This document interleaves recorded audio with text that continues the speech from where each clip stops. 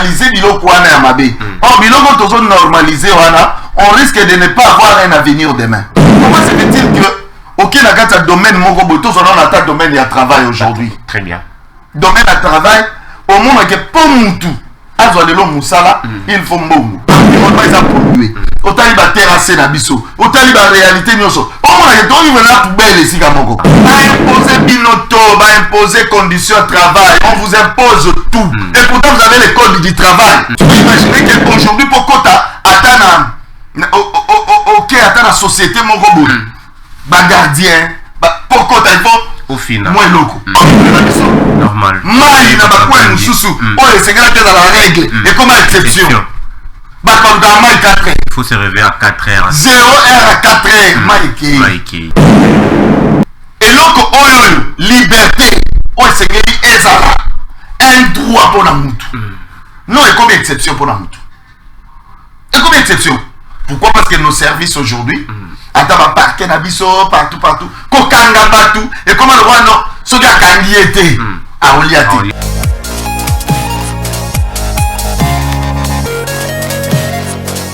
Bonjour, fidèles téléspectateurs d'Intime Télévision. Comme annoncé, je suis avec Maître Doudou Kodasso, l'invité préféré de nos téléspectateurs. Avec lui aujourd'hui, Torobeta Masolo ya Mboka en général.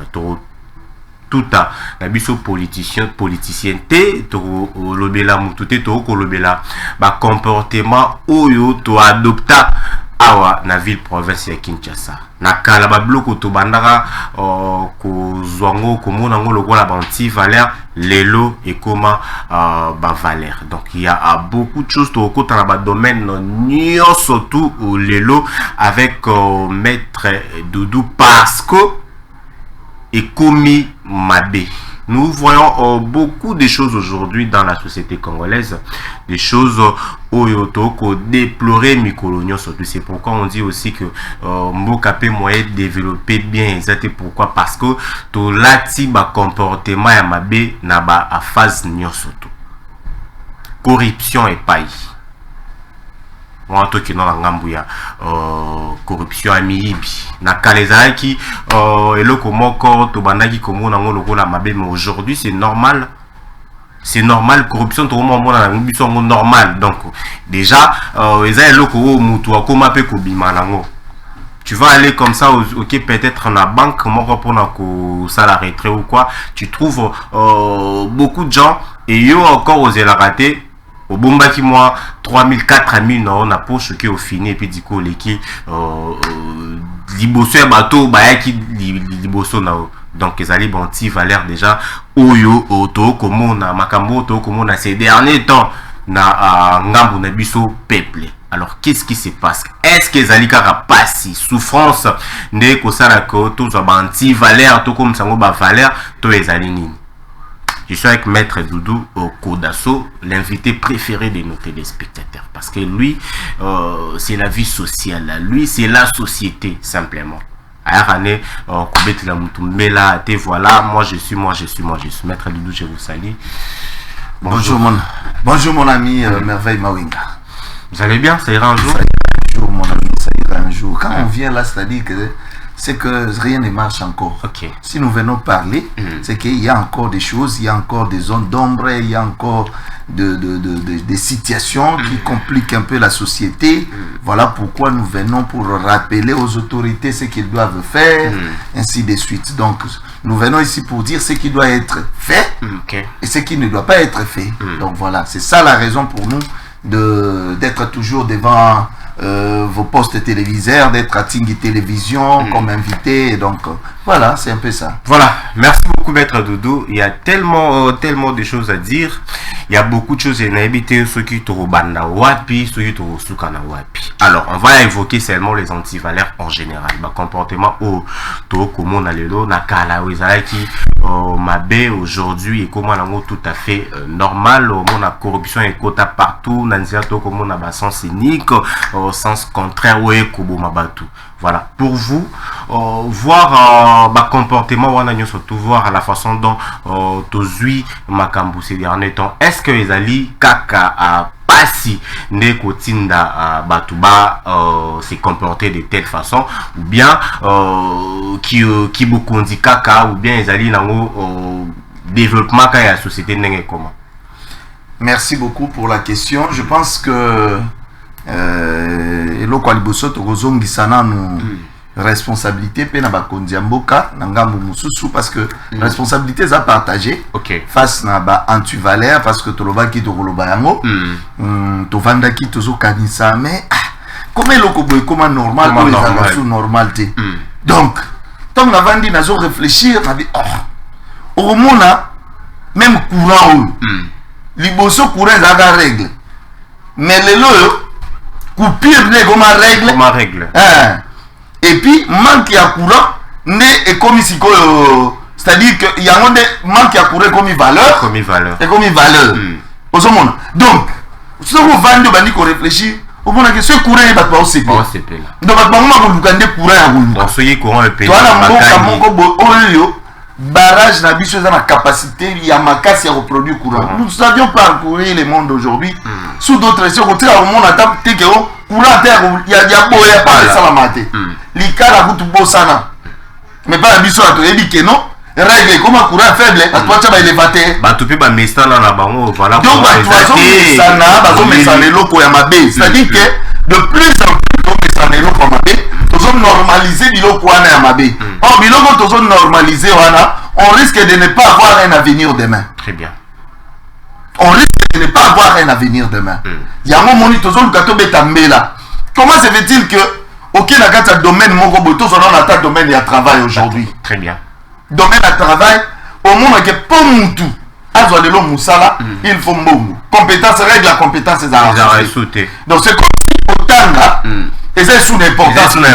Il y a même une phrase où Baloba est comme plus que diplôme même. Je suis venu de la part de. Oh, mais je t'ai dit. Je suis venu de la part de. Je suis venu de la part de. Non seulement ça, ils avaient la pratique, mon dernièrement, on a coûté un bâtiment au Bouti, tout le monde a battu ça, là, ce que vous avez en fonction publique. Mais, n'a qu'à ta part, il faut sur les $50, sur $30, ils ont la carte. Je me dis, si quoi, Moutazo somba Moussala. Oh, ce que Moutazo Moussala est redevable. Même là-bas, contrat aussi. Moi, je te donne un job et puis du coup, par mois, au comique, au 4 pourcentage. Par mois, au 4 pourcentage. Yango tozo bag nyo soana et comme normal. Eza ba antivalent ou ezo senga penda ko détruire yango. Pourquoi? Parce que ceux qui les règle la compétence de tozo régir biso.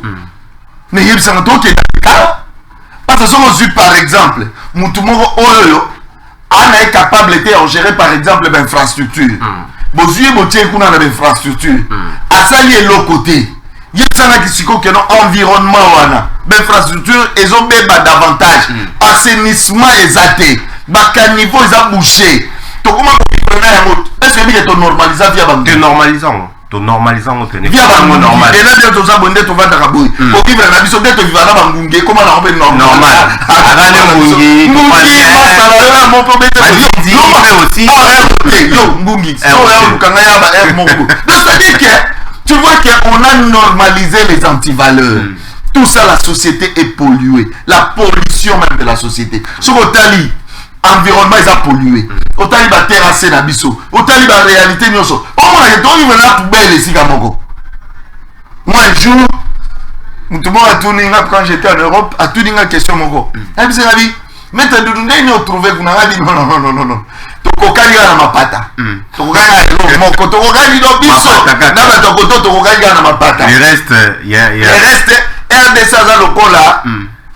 Avec la poubelle. Biso va le voir puku na to. Ba kusu. La poubelle. Biso on croit qu'on a la vie, mais en réalité nous ne vivons pas. On ne vit pas. Ce sont des choses que nous disons, on peut rire bien sûr, mais je vous dis que non, nous ne vivons pas. Bon, on peut s'en taux à mortalité. La carte en boca na biso RDC. Bah, parce que taux à mortalité na RDC. Au commun, que taux à mortalité est plus élevé. Pourquoi? Parce que même malaria à Obama, typhoïde à Zobo. Donc ça dit que malaria, typhoïde à Bomaka. Mais toi, tu vas calmement. Et on ne sait pas. assainir notre environnement, ton message na salité. Comment on va dans la salité? On te le dit que ma valeur est comme ma anti-valeur, ma anti-valeur n'est comme ma valeur. Ouais, un secteur non, il y a travail non. Oui, tant que le bakutu dans le secteur travail, parce que c'est simba simba kutu. Dans le secteur travail kutu n'est encore plus pire. Mais si on a une sur les gens mais peut-être à Libakou, on entend parler même d'investisseurs pour Baya à la difficulté. Ah, difficulté. Difficulté pourquoi ceux qui ont dans le domaine, on va investir dans le domaine, on va faire ça non par la mission Zawap.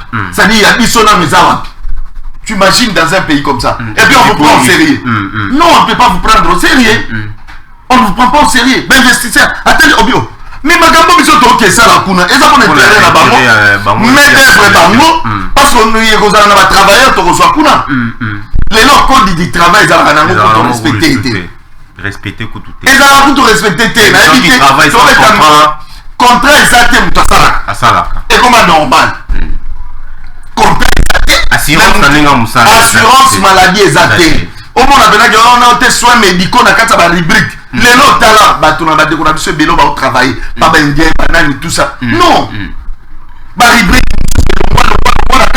non, on a 4 contrats du travail. La rubrique est le mois. Aujourd'hui, et on normalise tout ça. On normalise. Même indien, on a tout. Imposer tout, on a foutu la rabat. Imposer binoto, imposer conditions de travail. On vous impose tout. Et pourtant, vous avez les codes du travail.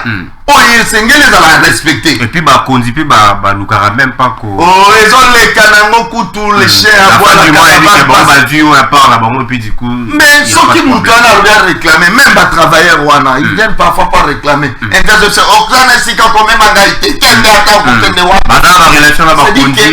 relation, tout ça. Et c'est la population qui souffre. Ça, c'est important, très important. C'est la population qui souffre. Ce sont des antivaleurs que nous devons combattre aujourd'hui. Il y a besoin de Congolais. À Djibouti, à Kenya. Il y a même les Corée. Ah, oh, dans le South. Corée d'Armand. Parce que quand on déjà le Canada comprendre le système. Le système qui est la Corée. Au monde de tous les tant on anti-valeur. Papa. Anti-valeur comme on a Congolais. Je vous explique. Par exemple, aujourd'hui, tout le monde a un voyage. Il y a Canada, tout ça. Ça dit que les gens, les Congolais, par manque de moyens, le roi souci à vous invité sur le Kakaba qui m'a moqué sur une dengue. Au moins, il va falsifier les documents, falsifier les choses. Et puis imagine, Canada fait sa visa 4 ans, 5 ans, en fonction de passeport, on a appelé sur visa. Mais pour nous, comme un cas de nous qui t'en a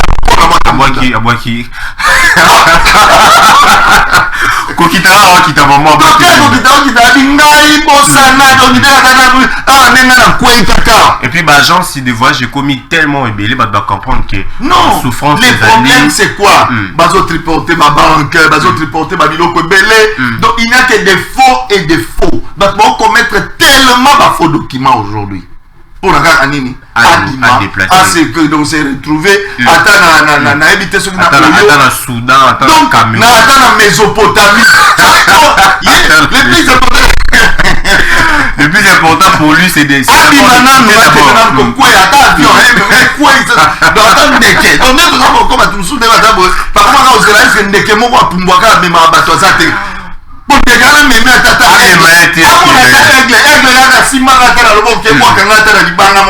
donc c'est ça.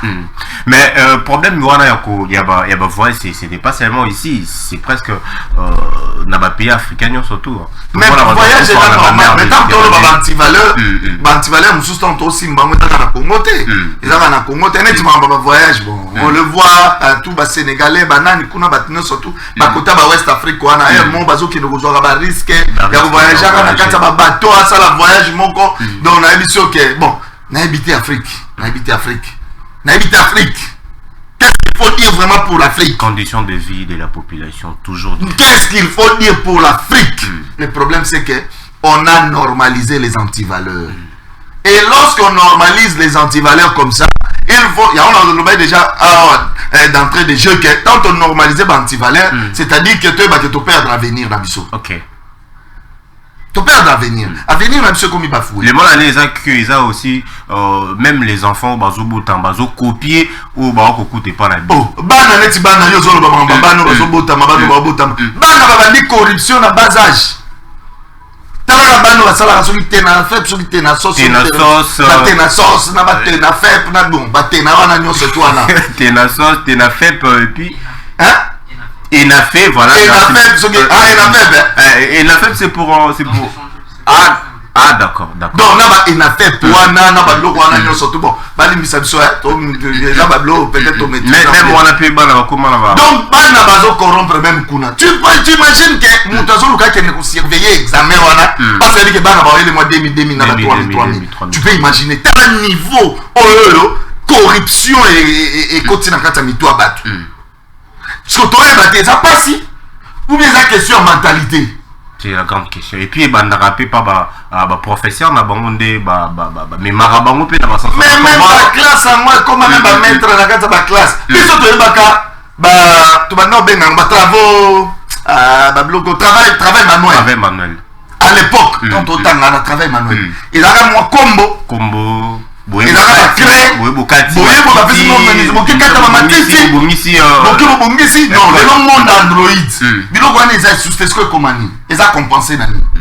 C'est-à-dire, monnayage, quelque chose, moins 10, moins 20.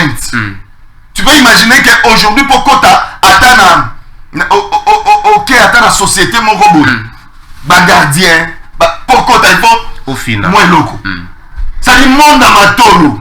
Oh, et ça, c'est-à-dire que les hommes anti-valeurs, tout ça, aujourd'hui. Et ça, il faut te combattre avec la dernière énergie. Pourquoi? Parce que si tu combattre Biloko tête au Tikiango, nous perdons notre avenir. Toujours perdre l'avenir. Il est là, soit dans Nzela. Dans le domaine de transport, soit dans Nzela, les loups. Ça, c'est contraire. Comment normal? Et comment normal? Et donc, on m'appelle Batou. La vie humaine est sacrée. Mais les loyaux, vie humaine, ils ont les sous-sous, ils ont gardé les sous-sous. C'est comme si tu as un non, vie est comme un côté. Tu peux imaginer que non, Moutakufi n'a 10 heures, Moutou est tout tiré. Et il y a des sens contraire et tout tiré. Moutakoui a Koufi. Ba service et wana tout ça boina boye batali basali no mamna ba onyo so banquette mamna so ba longoli pekor wana 10h 11h mamna salami na 14h sans ni que zone Jesus. Et on sentit que tu es sondé papa ni papa ni et puis il y a personne dans là pour na et puis bien lui papa ni matisa ni na souci donc il n'y a rien dans ça même dans roulage par contre la cave même bon ce moment toi donc les roulages aussi sont impuissants face à la banane. Tout ça c'est quoi? L'autorité de l'État aussi. Ok. L'autorité de l'État. L'État a, il faut à la rigueur face à un comportement à l'olenge wana. N'albaka moi que n'a mon azala victime lo wana. Moto y est tout en là. Pourquoi? Parce que yo notara que mituka et ça na sens haut. Mais surtout que déjà lo mongo na ngam na bon et sûr. Donc ça dit que ce sont des antivaleurs. Et puis, policier, PC en Roya, place accident et salami, où les a se précipité, mais maillot, moutou, un accident, ou sale accident, mais mon hôpital, bon, bandit dans le kokangana, moutou, pas bien que, bon, ma place, on te laisse comme ça, parce que moi, j'ai. Mais ça, moi, moutou va tout tirer, ou les pieds, soit moutouka, voilà, soit moutouka, donc, pour filmer. Ce sont des antivaleurs. Ils sont antivaleurs.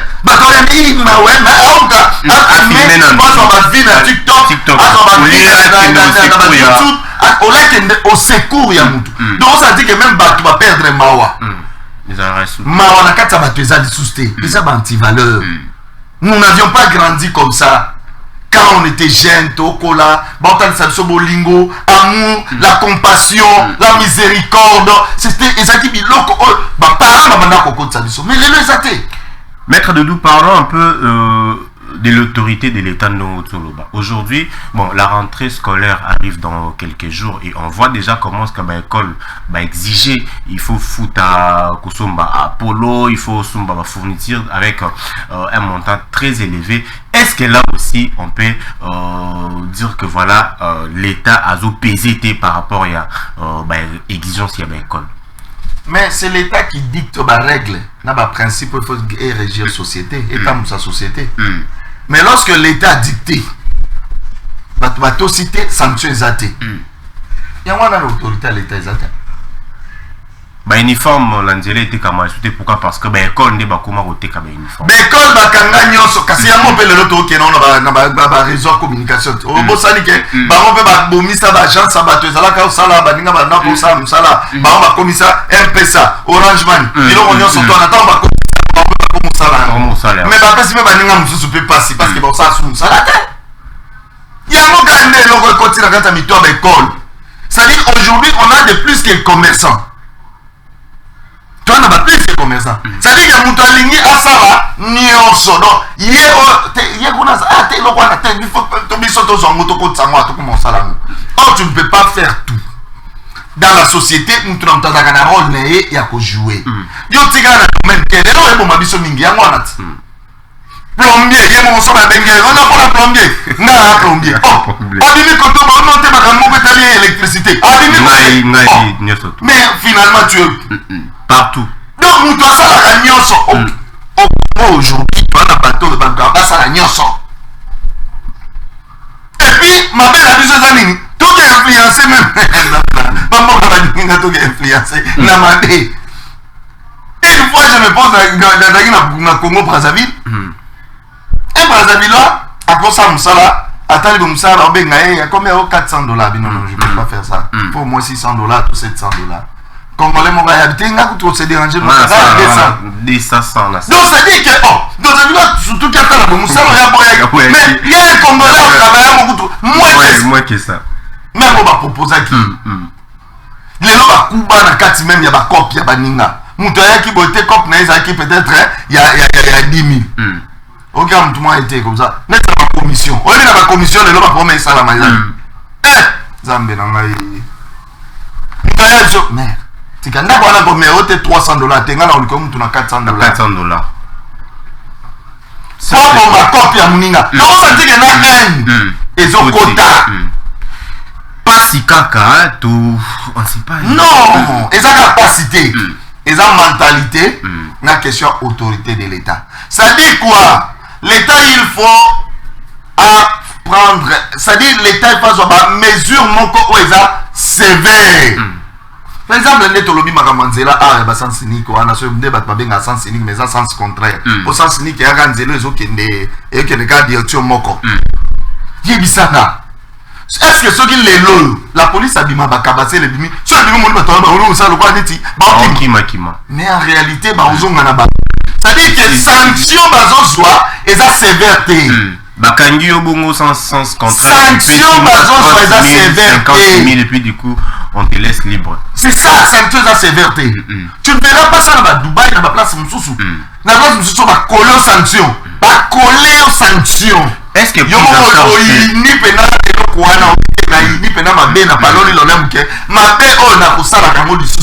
est-ce que prise en charge il y a l'État et pas il y a Bajan et l'État? Est-ce que c'est aussi un problème parce que Moto Azali bien rémunéré? Est-ce qu'à Koki Konzima, par exemple, une personne qui gagne $200, $300, Konzima, ça la corrompu à 30 000 francs? Est-ce qu'aujourd'hui on peut aussi remettre en cause prise en charge de Bajan et l'État? Il y a longtemps que non, l'État, l'autorité de l'État, ils ont pris en compte. Ils ont pris en compte parce que Bajan, en principe, il faut pas il faut surmonter corruption. Bah c'est montant mondeni ceux qui ont payé salaire à malam so katali net n'angola oko corrompre on corrompre $150 ya otala ke nena zabu muto nena kangiye boy so ki na kena na bureau na kena na tribunal ko bangune na kata tribunal so ka keno kuna omona mando yoko futa ya za peut-être so ki na ça dit so ko futi lokola $500 ya na $150. On dirait 30%, je dois vérifier pour ma précision. Donc, à Kokanga, pour la mbeba à Kenayo, Mais biso est-ce que c'est un problème moko? Biso attend me battre ma village Bakani. On le voit, on a même dit l'autre fois.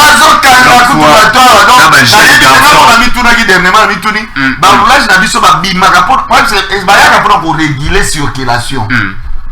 Est-ce que pour réguler circulation ou bien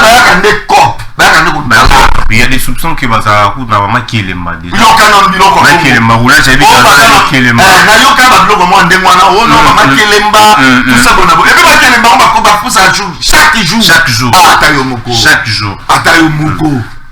Il y a pas attaque non la fin du mois ni kelemba ko to bi attaque non pour camoufler et matin na salaire. Comme ça chaque jour. Chaque jour un bongo yo zo pesa na kata ni musaka moi. Ko choquer la nzela. Banti valeur.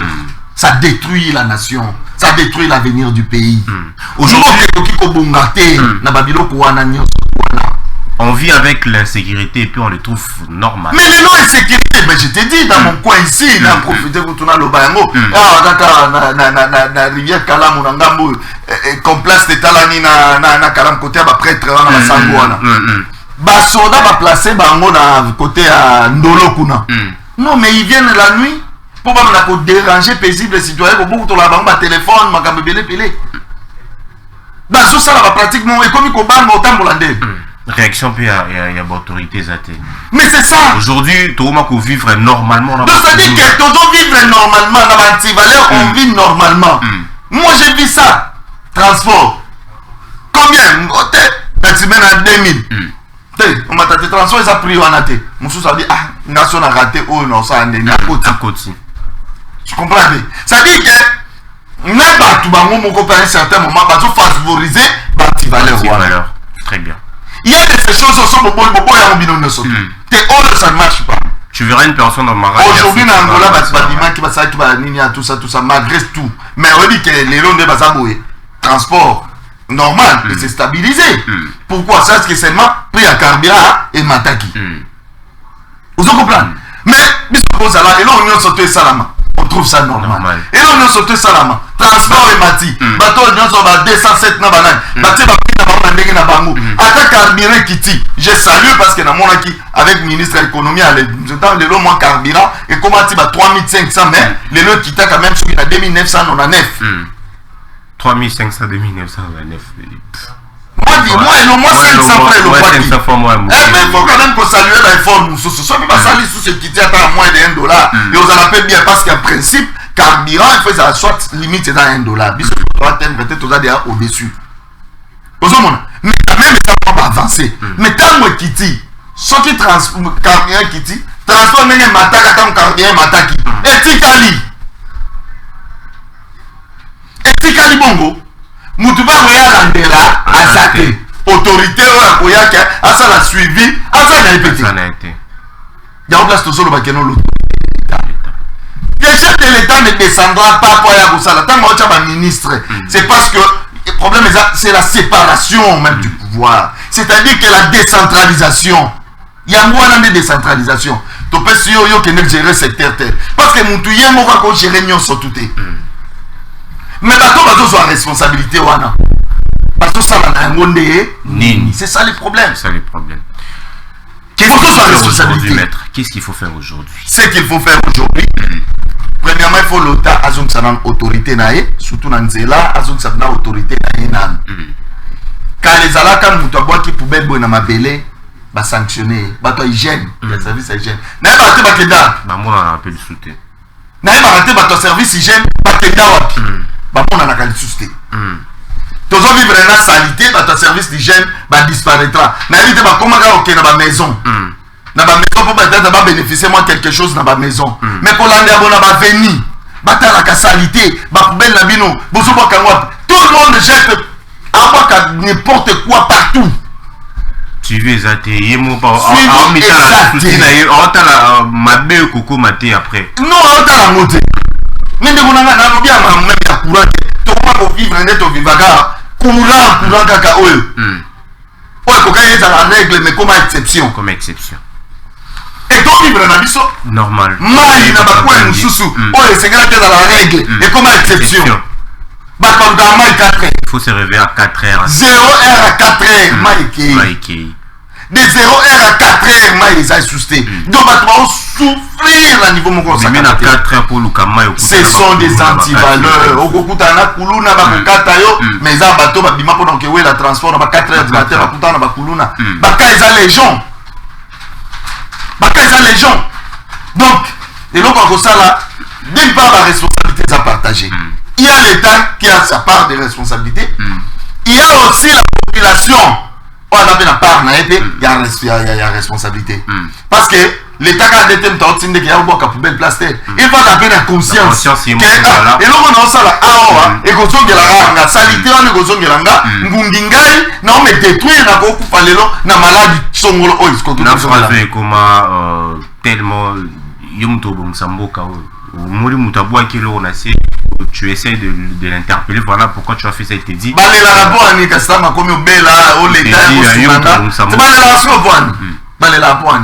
la société ou encore la population, le peuple congolais a une part de responsabilité mais aussi l'État peut avoir la part parce que nous devons dicter des règles pour corriger la société, c'est l'État. Très bien. Et c'est l'État qui doit sanctionner. Parce qu'il y a l'État la mission de sanction. Il y a votre rebelle Magambiani, il y a Kanyaka. C'est-à-dire Bomamoto. Système à Bomamoto. Bomamoto. Il y a un CV. Il y a un CV. Il y a un CV. Petit maintenant, ici, voilà, au quartier Ngafani, dans la commune de Selemba, où la police est PM sont venus dans ces quartiers et ils ont commencé à arrêter tous les jeunes garçons à cause des cheveux tatouages, entrant même jusqu'aux maisons en sautant de murs et clôtures. Donc ils étaient plus de 150 éléments de banagi ko savari population de kanti ke guerre OK ba ko kangaka ba jeune garçon. Ba ko kanga ba jeune garçon. Ah, police sans rien faire, vous allez le côté et puis du coup on t'arrête. On appelle ça moi ba faiblesse mususu ya la police na biso. En tout cas, ba kangaka mutu na désordre té. Si vous avez quand même ba criminel ba affiché, c'est-à-dire boyebi que non té ba criminel plasté. Avant il y a un beloko que non c'est comme anti-valeur. Parce que dans notre pays ici on peut vous arrêter n'importe comment. Après banquette c'est Sima. Tu peux imaginer que vous gagnez un mutu. Or, la liberté c'est une règle. Et l'arrestation c'est une exception. Il y a besoin de même dans la constitution. Pour tout le bagage que non, on a droit. La carte constitution, bien que ça la droit, la loi est fondamentale, mais mon tenir toi censé à ça nini. Aïe bango. Si on commande que et l'autre liberté, on c'est un droit pour la mutu. Non, et comme exception pour la mutu. Et comme exception. Pourquoi? Parce que nos services aujourd'hui, à parquet nabiso partout, kokanga partout, et comment le roi non, ce gars candidaté à Oliati. Donc il faut kanga pour finir. On n'a pas terme, on de moi et c'est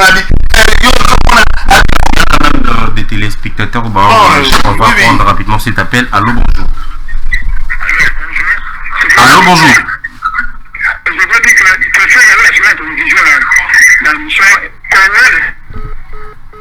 voilà, malheureusement la personne est partie. Voilà, continuez comme ça à appeler. Il y a tellement de messages aussi. On comprend que Maître Doudou a Koloba Marambo, ils avaient Nandireza Marambo, tu perds Dakala ou le lot comme ça, normal, tout le monde vivre, on dirait, ils ont comment normal. Et comment normal, de Gonangaï merveille. Ceux qui te l'obéissent Makambo, tu peux faire avancer Mbo cannabis sauté. Et nous-mêmes, nous sommes en train. Il y a commis pour ma appétit fait. Et donc, il faut pas comprendre. Moi, je dis langage, on a tout à garango. Il y a tout à comme ça, et ça, le langage, et ça, trop sale. Il y a tout à comme ça, dans l'autre temps, il y a bon gâté, mais il y a pas volé là. Il y a tout à comme ça, il y a tout à comme ça, il y a pas volé là. Parce que il faut rattraper, ça va te rattraper. Ça va te rattraper. Ma bénion surtout, il faut demander ma bénion surtout, il faut demander. Ça dit que on est sur mon talon dans la mois boukaka. Yo quand tu sors le bic et noté, yo me tombe sambo comme toi boire salive naé, avoir ah mais maman oko boire quand même beauté. Mon toi melima il ba mon bidon pour avoir qui? ya le kwande tolo balelo peut-être toi interpellé bande konabiso tout le gouverneur de la ville province de Kinshasa a aussi musala malamu en tout cas musala ezomonana. En tout cas il y a des chantiers presque partout mais ba chantier toujours espérer que ba chantier na nyosto ici là parce que ma bébé za la mo bomoni ba chantier bo ba chantier na tikali ba cheve ndenge to mona ki ngo kaya ba bi ba nani ba to ba na otunga kalembelembi bakimi moni a venite kalembelembi dernièrement na moni ka na otala na rappelle après comme un paiement puis à Bajan bon to éviter le contrat na ndeba salaka mais on voit quand même qu'il y a des chantiers ça dit qu'on peut espérer tu vois qu'on espérer que lobby Kinshasa nenga lobby on a pena ekobonga ekozalo moi malam mais problème ngeza plus dans la gestion immondice la gestion des immondices pas décharge ezawapi OK bolongoli ba salité hein au monde ne bazo bimisa ba zelo na kati ba caniveau so ba bimisa ba zelo na ba caniveau ba zelo na etikali ga wana ba usager pe anzela so ba do beta ngo sabo ba tout to sani et so na kati na caniveau donc musala doublé musala doublé ça malamute ça dit que gouvernement to pesi vraiment longoni na musala zo sala mais seulement que il faut que ba mesure pour que ba salité nyonso zo bimana kati ba caniveau et la très bien. Ça dit que dans la bisika ba bitu comme ça et le côté yango et que ko boaka yango et puis ko tia ba poubelle publique et ça même bongo yo quand tu so ba tia poubelle publique wana ba bazana bazo veiller sur yango et muto ya boaki moi 200 na mona ki dernièrement ONG mo et alors zo ba salité na banda kwa batu moi 200 francs moi 1000 francs tout ça ba dû ba salité et ça quand même le ko taper mbongo on peut négliger ka bo salité wana ka. Très bien, on va finir avec vous maître Doudou, il y a quand même quelques messages ici, je vais lire ça rapidement et puis on va se séparer avec vous parce qu'il y a tellement de choses à dire par rapport il y en a tellement. Bonjour journaliste Nalingina Tunaboe Ndenge avocat à lobby séparation de pouvoir yango ndeba ministre Bazali Sikoyo en cas il y a mauvaise gestion il y a ministre et président Akoki ko sanctionner yete topé justice pour na bango ezakate donc des sanctions sévères. Je sais pas si vous avez compris les messages. J'ai compris les messages, merci bien. Beaucoup. Bonjour mon cher ami Biloko maître à lobby Azana raison à 1000%. Monsieur Oris Louyeye depuis Mongafula. Merci pour les messages. Bonjour mon frère Kédié au bénisse le maître. Voilà. Merci pour le message. On continue. Il y a tellement de messages. Il y a Talara ba bloko to vivarayango. Ils attaquent notre ozo. Ils ont tous les jours. C'est pourquoi beaucoup de gens bazo réagissent. Encore un message ici. Bonjour maître. Moi, je pense que responsabilité est plus chez nous, la population, que chez les autorités. Voilà, l'habité dans quel sens à lobby a bien responsabilité est plus chez nous, population, que chez les autorités. Voilà. Bonjour, maître. Surtout, situation, il y a bana classe, bisoba parents, mitou. En ces moments et commis déjà na problème tozoe bate to somba biloko na wenze to na ba école. Voilà, c'est maman Lissi depuis Zandu. Voilà, merci beaucoup maman Lissi. Voilà, bonjour maître. Surtout et problème ya ba roulage nzela. Bangonde bazo oboma vraiment nzela oyo ezali chauffeur héritier. Merci beaucoup chauffeur héritier à lobby pour na ba roulage ne ba kuboma nzela. Voilà, un dernier message encore ici parce qu'il y a beaucoup de messages. Un message, on va devoir se séparer avec maître Doudou quand même, hein, chers téléspectateurs. Voilà. Bonjour maître. Problème na biso ezali kaka mentalité. Aujourd'hui, ceux qui congolais tout a décidé à changer mentalité na mboka pe ko se développer. Voilà. Encore un dernier message ici. Oh là là. Bonjour Congo debout. J'ai juste mal pour nos enfants parce que c'est eux qui vont souffrir demain. C'est papa Iye depuis Mongafula. Merci. Toyoki quand même bande qu'on a visionné. Mais vous avez seulement 2 minutes rapidement parce qu'on va devoir prendre Yves pour la formation pour les astuces du jour. Ah d'accord, il n'y a pas de problème. En 2 mots. La responsabilité de l'État, c'est de veiller sur les règles aux établies. Il y a des règles qui sont là pour régir la société. Responsabilité à l'État, ils ont veiller que les règles est dans l'application. Moutou a appliqué en côté, mbano fait dans la sévère pour l'obligation de la côté. On ne sanctionne pas seulement pour nous sanctionner, mais lorsqu'on sanctionne c'est pour que Moutouana lobby loko nga na zui sanction nango lobby akoki kozongela yango te. Du côté il y a population ils ont problème il y a mentalité, oui nous le disons parce que son lobby mentalité te mutu nga na moni yango tanto tamboli tamona bikeli mususu omo benanga mutu abanda tamona nzela alema pa amelina sucré na azio nga kangia mo sachet azeli ti place akuti poubelle abwaki mais biso soki mutu ameli ka place wana abwaki na ye c'est-à-dire ça peut question mentalité ya batu to bazwa conscience que kobele zangai kobela soki mutu abeli eza yet soki mutu abeli typhoïde yet est-ce que l'état mutu abeli typhoïde l'état d'abord ne azalaka l'état azalaka spirituel l'état da moral l'état monalaka te toyebi ke tobengaka badirigeant na biso l'état mais l'état en réalité aza mutu aza personne physique te oyo basimbaka boye te. Très bien. L'état eza nde barègle yango nde tobengaka l'état parce que eza na baanimateur oyo bazala mpo baanime barègle wana esapplike mpo bato na kati ya société bazala comportement moko oyo elongo bani bavivre pena na molongo c'est ça ozomona donc part eza vraiment bongo nde tolobeli wana ke non la responsabilité eza partagée l'état a la responsabilité par rapport à la sanction et puis d'autre part ils avaient mentalité à Batou pour bango peut faut assainir environnement na bango bango ba yeba ke o nde ba benga kama be ba yeba ko séparer ma bena malam séparation na ngo premièrement la carte conscience ya mutu on l'a dit donc séparation ya ma bena malamu et la no makamute que l'état ka fa beta fimbuté et là on la carte mutu donc ça la place ma conscience à mutu ba ke o les amabe o malamu ne l'état c'est quoi il y a ce qui nous a appliqué ma bête à bêtier pour que lobby a se comporter les sous ma bête mais comment on a tourné une question à une bousson à éviter mon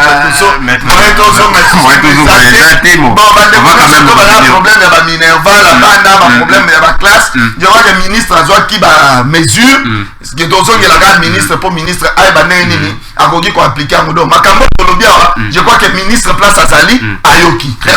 Merci beaucoup maître Doudou, l'invité préféré de nos téléspectateurs. Voilà. Merci beaucoup. Ma salutation, on va, Isa, mon coca. Salutation. Merci beaucoup, maître Doudou. On va se séparer avec maître Doudou. Donc voilà, va comme ça nous balancer une petite transition. Et moi, je vais comme ça céder ma place à Yves Swami pour le compte 2 astuces du jour. Voilà.